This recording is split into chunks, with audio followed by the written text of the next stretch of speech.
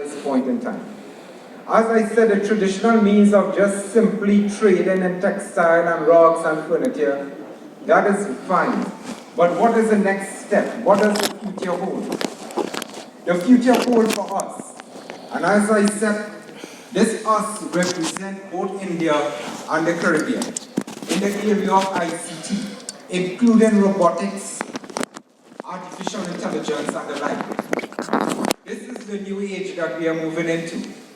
We can't look at old strategies and expect old strategies to be relevant in the future. Another particular area that we have been noticing, observing, that's growing rapidly in the Caribbean is in the area of BPOs. A number of Indian business process outsourcing organizations are moving into the Caribbean because energy cost is cheap, labor is cheap.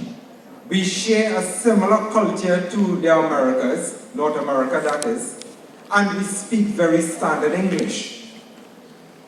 A third area that we are paying particular attention to is in the area of logistics and ship laying. So these are the new points of development in terms of these opportunities that exist. And India is a very close friend of Trinidad and Tobago and the wider Caribbean. And we welcome India.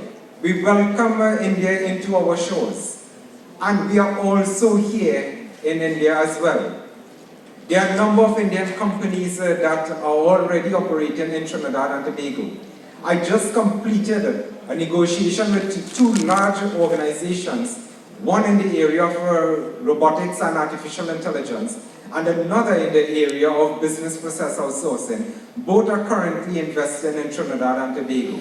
So the opportunities are there. Dr. Roger, because there are questions from some people which I'm already carrying, so I would want you to focus on, if you allow me, I can put up those questions so Please, they could yes. be more useful in what you're saying. Yes. How easy is it for an Indian business, a micro, small, medium business to go and set up in Trinidad and Tobago? Is it a very complicated process? Do you have to go through a lot of regulations? Do you have to take a lot of permissions? How much time does it take? A very brief on... That's a very good question, very relevant question, and the answer to it is a very simple one.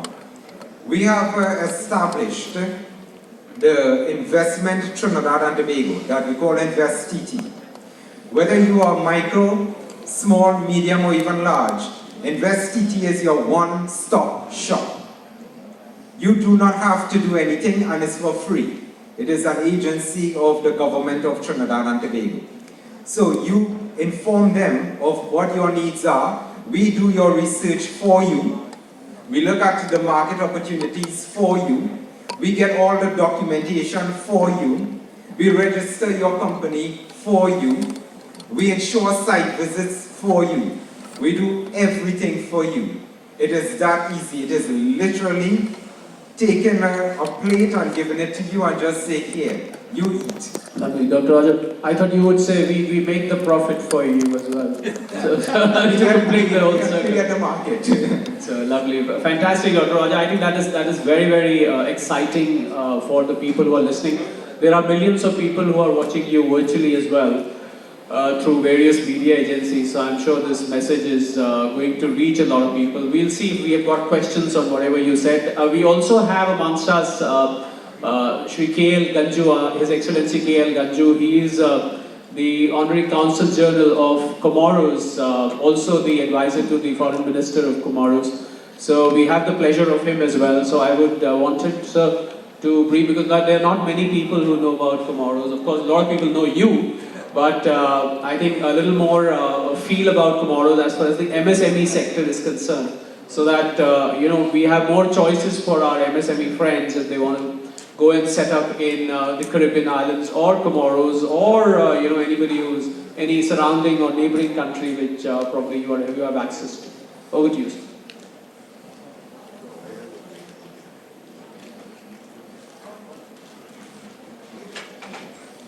Anyway, good afternoon to everyone, and firstly I would thank Mr. Goenka for inviting me, and and giving me an opportunity to listen to the minister who spoke so well and who almost, brought everybody to come to UP and establish their businesses there.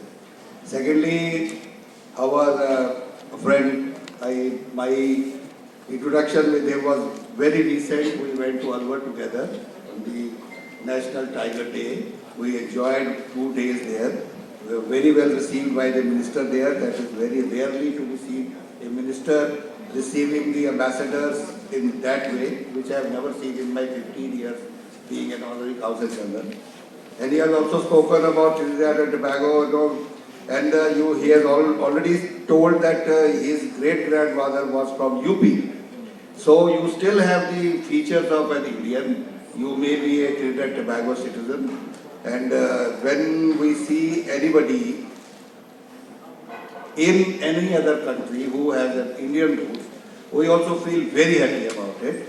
So when I went to Comros first time in 2004, I did see some Indian roots there also, and they were also similar like all of us, and mostly they were from Gujarat. So Gujaratis are everywhere, so therefore we have to be very confident about them. Now talking about the MSME sector, MSME sector has already spoken by my dear friend Mr. Kohli, of whom I am a very big fan. When I see him on television, he is a wonderful opinion maker on economy and all. So, has already been spoken that what is the contribution of MSME in the GDP, how many people are employed and what is the... You see, the MSME sector is the backbone of any country's GDP. It may be any country in the world, if the MSME sector is not as strong as it should be, the country cannot prosper so much. Maybe there are some exceptions like US and others. But in India, the MSME sector is the backbone of our economy. And now MSME sector, what was 15, 20 years back, is not the same.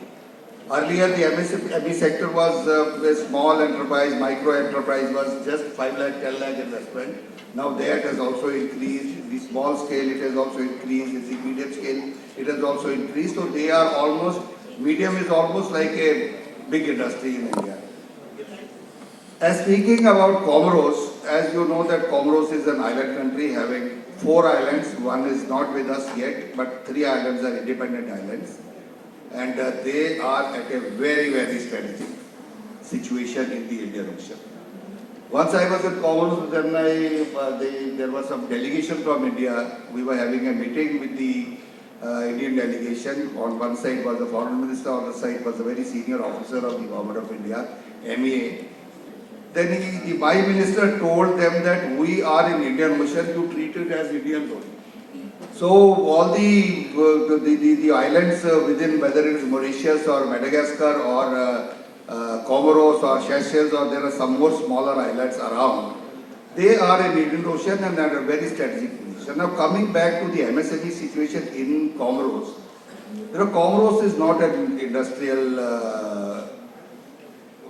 country like, we don't have even a medium-sized industry at the moment. We do have micro and small. And the population of Comros, the Trinidad and Tobago is 1.4 million, we are 0.8 million only. So therefore the market is also not very big. But it can be made as a hub because there are so many facilities which are provided by the government of the Union of Comros. Anybody interested among you to go there, they can be given full assistance. We welcome people who come to the hospitality sector or who come to the fashion sector or other sectors. The situation of Comros is such that any vessel going from Asia to Europe and beyond passes through that channel known as Mozambique Channel.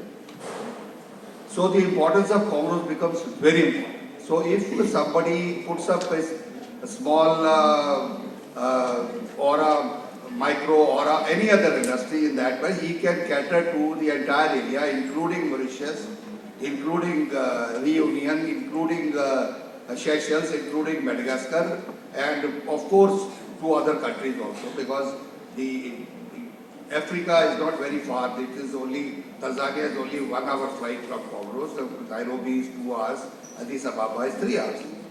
So therefore, I welcome you all. If you have any inquiry about coming to Comros and doing some business, we are short of hotels, there is no doubt about it. We do have good hotels, but we don't have a 5-star type hotel in Comros.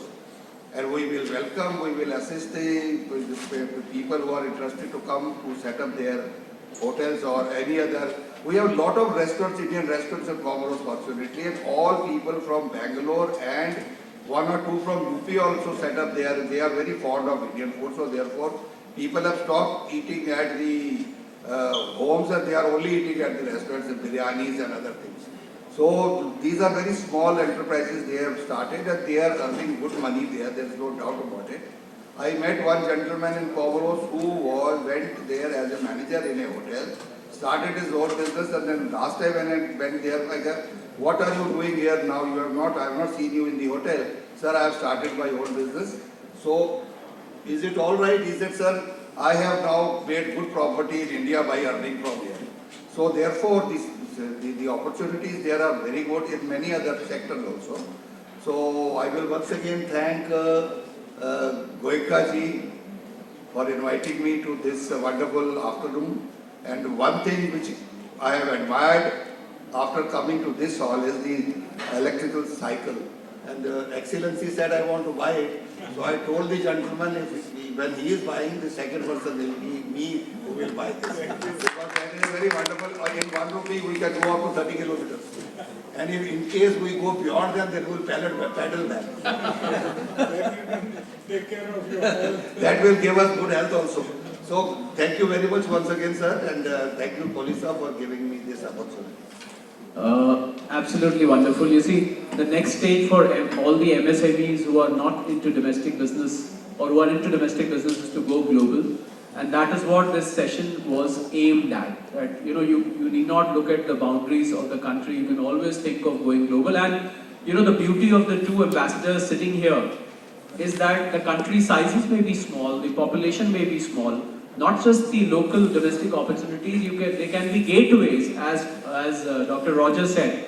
It could be gateway for rest of the Caribbean islands, it could be gateway for the entire Latin America. Likewise, as His Excellency Shri Ganju said, that that could be gateway for the African subcontinent. So therefore, you need not straight away jump into the country where you want to do business. There's a lot of strategy in business which says that you be at the gateway and still continue to reap the benefits of many countries for that matter.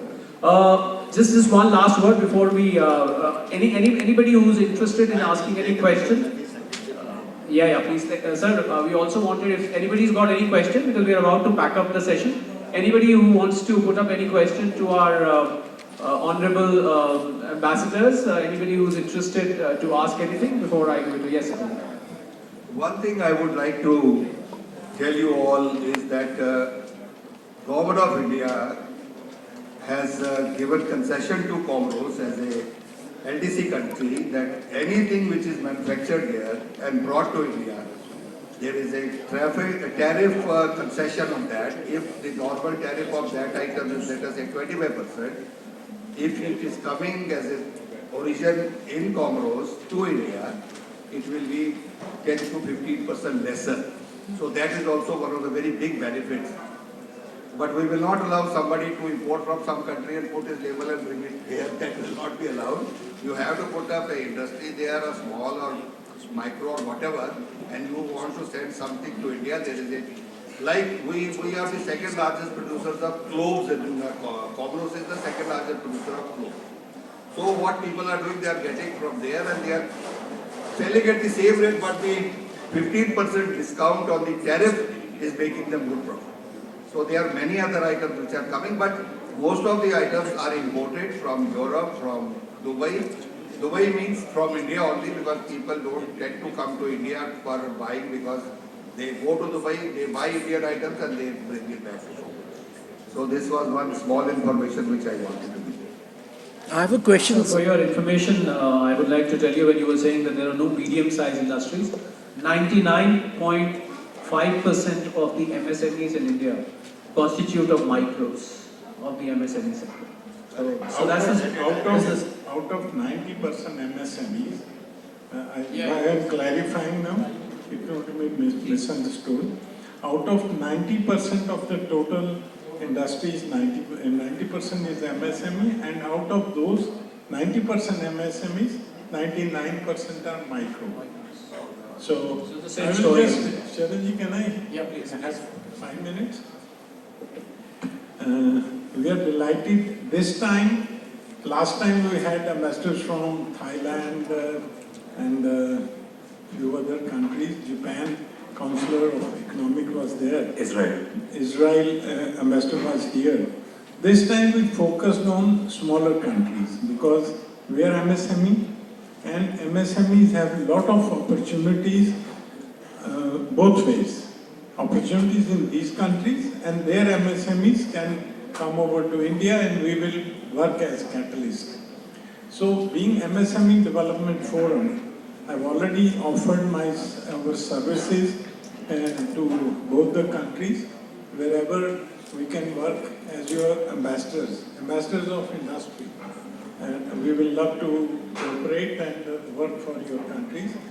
You can give us some presentations and we will like to forward it to all over India. We have 35 chapters in different states of India and a very big database with us. Even this program is being telecasted virtually throughout India and worldwide. So we will certainly like to, since you have made an association with us by coming here, so that's our. Second thing, you were telling that his great-grandfather is from India, UP.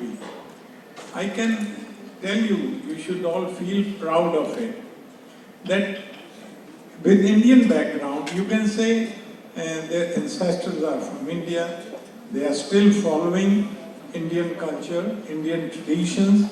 More strongly, I have seen people from Mauritius. They are so traditional. We will forget wearing dhoti, the chants dhoti, but they still observe on Diwali. They cannot celebrate Diwali without wearing the dhoti. So they are so strong still. But one thing, I'm very happy and proud. You see, he still wears his, he's showing me the picture. See the tradition, see the strength of our culture. But our culture have also taught, wherever you are, and if you are a citizen of any country, you have to live for that country. You have to feel that you are a citizen and you are loyal to that country. That's our culture. My brothers, there are few in America, Canada, anywhere. But they say, although we have Indian roots, we are NRIs, but we are loyal to our country, where they live, where they earn, where they are surviving. So see, with that culture, they have come up to this situation that he is now ambassador, he is already a consul general. So I'm feeling proud that my brothers, they are like brothers. If we have same root, we are brothers. But they are so loyal to their country, they are serving their country. So we are very proud of it, that you people are doing it.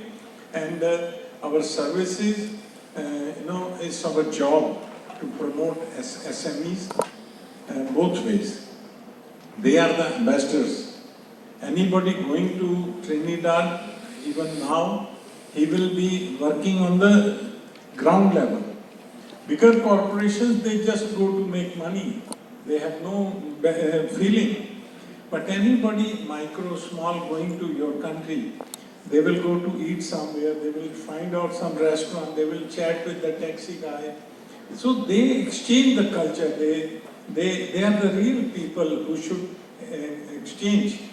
So as a, you can say, person involved in the government also and the political system also, this is our job, that we should have maximum exchange through SME sector so that our countries can come more closer. More people come to know about tobacco in Trinidad and Cameroon. You know? Cameroon. Yes, Cameroon. Not Cameroon. Cameroon is a country in Africa mainland. Comoros is... Cameroon, sorry. It's an island. I'm just mistaken. I'm So sorry. many people. So, you know, this is an opportunity. That's why this type of programs and expos and seminars are organized by us. You all are sitting here, you are ambassadors of SMEs and MSMEs. Everybody is an institution within himself. You have 1,000 people connected with you. Spread this message. We are having them. We can very easily access them. Anybody interested, we can always reach them and make a bilateral beneficial arrangements. That's why I just took 5 minutes. Sure. That's our job. That's our job. Thank you very much for space.